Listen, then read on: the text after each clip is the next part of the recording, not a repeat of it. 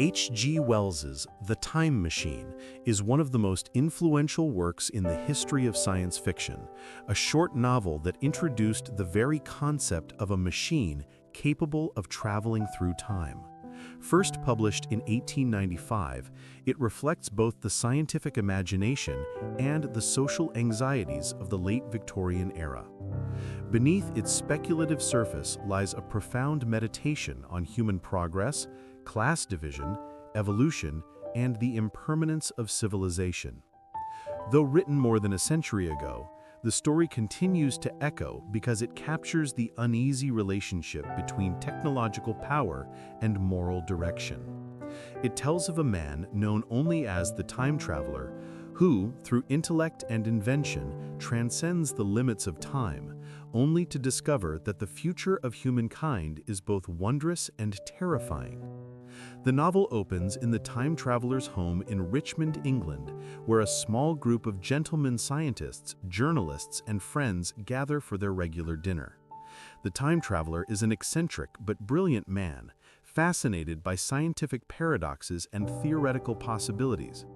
During this evening, he presents an extraordinary claim that time is simply another dimension, similar to the three dimensions of space. People move freely in length, breadth, and height, yet are forced to move through time in one direction only. If space can be traversed by mechanical means, why not time? He demonstrates a small model of a machine that, when activated, seems to disappear into nothingness. The guests are skeptical, assuming it a trick, but the idea plants a seed of curiosity. Wells uses this opening to frame the story within a setting of rational discussion, grounding fantasy in the manners of Victorian science and philosophy. A week later, the same group returns for another dinner, but their host is absent. When he finally appears, he looks disheveled, pale, and exhausted, his clothes dirty and torn, as if he has been through an ordeal. After eating ravenously, he begins to recount what he claims to be a true journey through time. The rest of the novel is his narrative, a story within a story, told in the first person through the lens of the unnamed narrator who listens. This structure gives the book a documentary realism. The reader never hears the time traveler's tale directly, but always through the framing voice of another observer, who withholds judgment. The time traveler explains that he has built a full-scale version of the model, a machine constructed of brass, ivory, and crystal. When he finally tested it, he sat upon it, pressed a lever, and watched as his laboratory blurred and vanished. The sun moved across the sky in streaks, days and nights flickered like lightning, and the sense of motion became unbearable. Gradually, he slowed the machine and found himself in the year 8,207 AD. The Earth was still recognizable, but strangely transformed. The air felt softer, the weather milder, and the landscape cultivated, yet oddly neglected.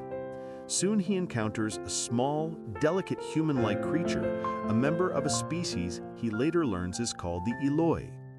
The Eloi are frail, childlike beings with curly hair and graceful features, living in apparent harmony amid the ruins of a great civilization.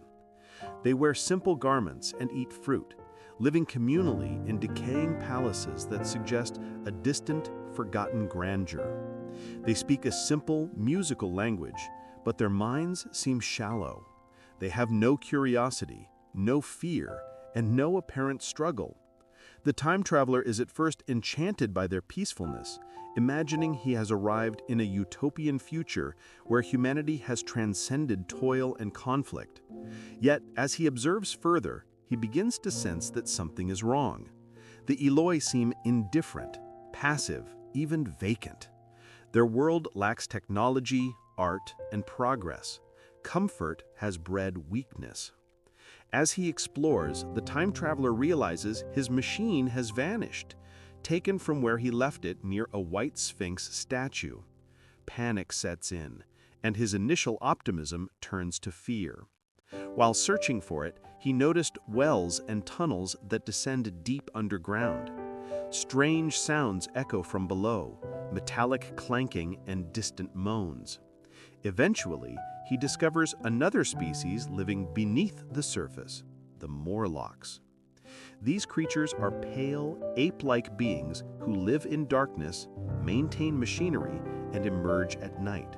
They fear light, but are strong and cunning. Slowly, the time traveler pieces together the horrifying truth. The Eloi and the Morlocks are both descendants of modern humanity, split into two species through thousands of years of social evolution. In the time traveler's interpretation, the Eloi are the descendants of the upper classes, those who once lived lives of leisure and dependence on the labor of others.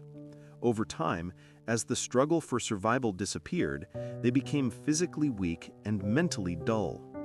The Morlocks, meanwhile, descended from the working classes, forced to live underground to maintain the machinery that sustained the surface dwellers.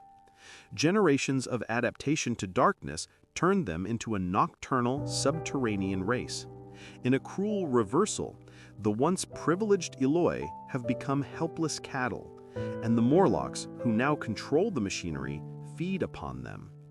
The time traveler realizes with horror that the harmony he first perceived is in fact a grim symbiosis. The Eloi live above in beauty and ignorance, while the Morlocks sustain and prey upon them below. This revelation transforms the story from adventure into social allegory. Wells was deeply influenced by the class divisions of industrial England, the visible gap between the idle rich and the laboring poor. The novel extrapolates these inequalities into the distant future, presenting them as evolutionary outcomes. The novel suggests that progress, when divided by privilege and exploitation, does not lead to enlightenment, but degeneration. The Eloi and Morlocks are not alien species, but distorted reflections of humanity's own social structure. In this way, Wells's future is not a prediction, but a warning. As the time traveler continues his exploration, he forms a fragile friendship with an Eloi woman named Weena, who shows him affection and trust despite her limited understanding. Their bond humanizes his experience, though it also underscores the tragedy of her race. She is incapable of real comprehension, but capable of emotion, a flicker of the humanity that once was. When the time traveler ventures into the underground tunnels, he encounters the Morlocks directly, feeling the oppressive darkness, the mechanical heat, and the terror of unseen movement. He realizes that the machinery the Morlocks maintain is decaying, yet they continue their labor out of blind habit, as if instinct has replaced purpose. This descent into the underworld evokes mythic and psychological symbolism, the journey into the subconscious, the confrontation with humanity's shadow. In a terrifying sequence, the time traveler and Weena are pursued by Morlocks through a forest at night. He attempts to defend them with matches and torches, but Weena is lost in the chaos. The next morning, grief-stricken and enraged, he fights off more Morlocks and finally recovers his machine near the base of the Sphinx. Trapped and surrounded, he activates it and escapes into the far future. His journey forward accelerates beyond anything he had imagined. The sun grows larger and redder. The Earth's rotation slows. The atmosphere thins. He witnesses the gradual extinction of life, the end of oceans, the cooling of the planet, and the final twilight of the world. The last living things he sees are monstrous crabs crawling across a desolate beach under a dying sun. When even those vanish and darkness consumes the earth, he reverses direction and returns to his own century. Back in his laboratory, disoriented and traumatized, he finds his house and friends just as he had left them, but mere minutes have passed for them. They listen skeptically as he recounts his experience, torn between disbelief and fascination. The narrator suggests that his story might be a hallucination or dream, yet the time traveler insists it is true. The next day, he prepares for another journey, promising to return in half an hour, but he never does. The machine and its creator disappear forever, leaving only speculation about where or when he has gone.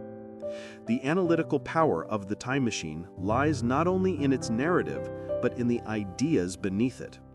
Wells uses the framework of time travel to examine evolution as a social and biological process. Influenced by Darwinism and contemporary theories of degeneration, he suggests that progress is not guaranteed. Civilization can decay just as easily as it can advance. The future is not necessarily brighter, but may reveal the consequences of human complacency and inequality. The novel's future world is therefore both scientific and moral commentary, a mirror reflecting what happens when humanity loses purpose, curiosity, and empathy. The Eloi represent the end state of comfort without struggle. Their lives are free of labor, yet their minds have atrophied. They embody the illusion of utopia, a society that has achieved peace only by abandoning ambition and intellect.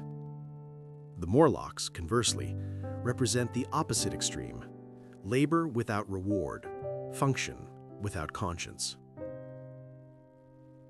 They sustain the system mechanically, literally living in darkness.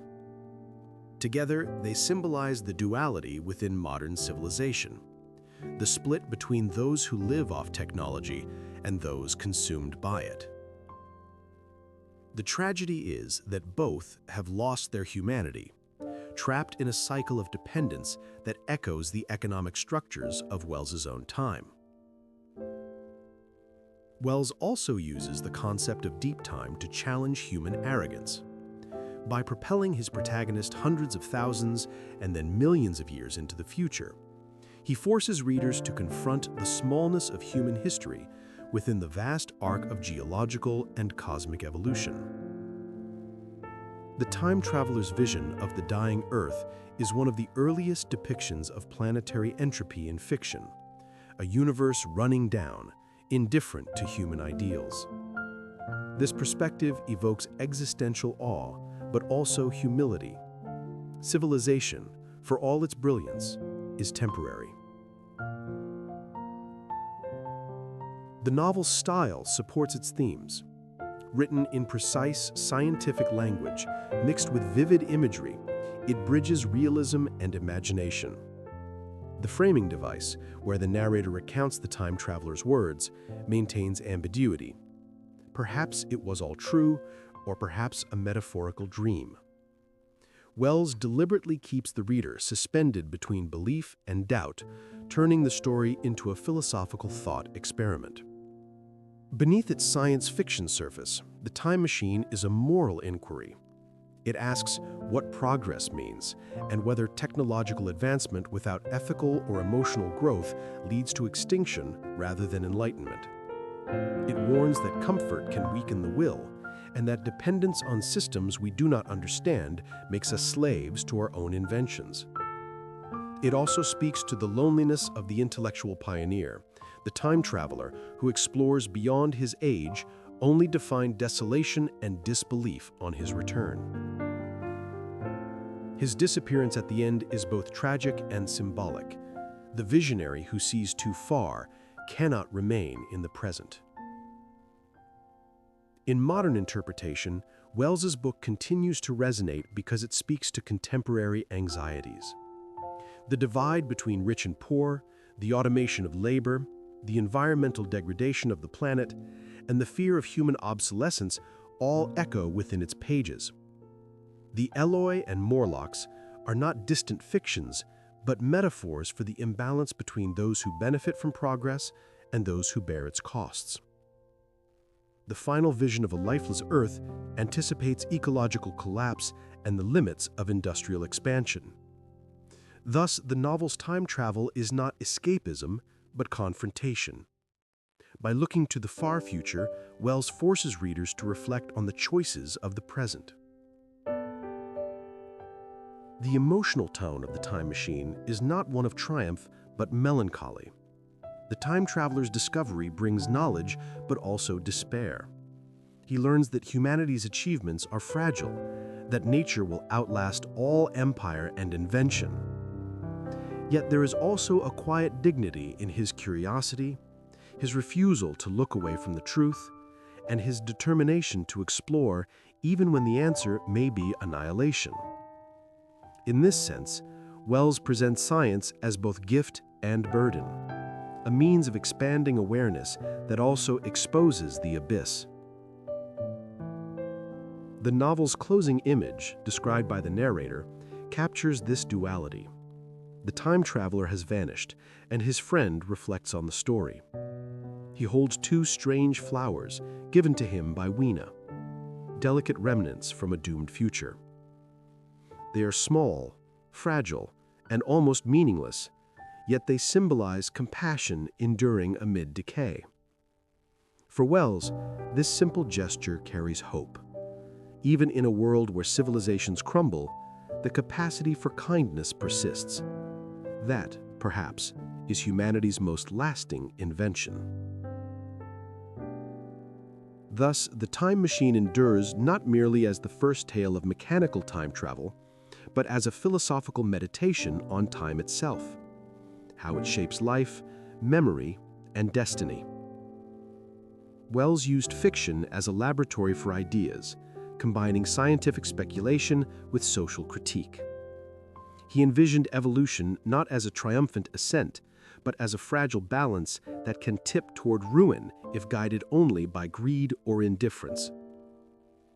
Through the time traveler's journey, he reminds readers that every society, no matter how advanced, stands on shifting ground. To travel through time, in Wells's sense, is to see beyond illusion, to recognize that the future we build depends on the values we nurture now.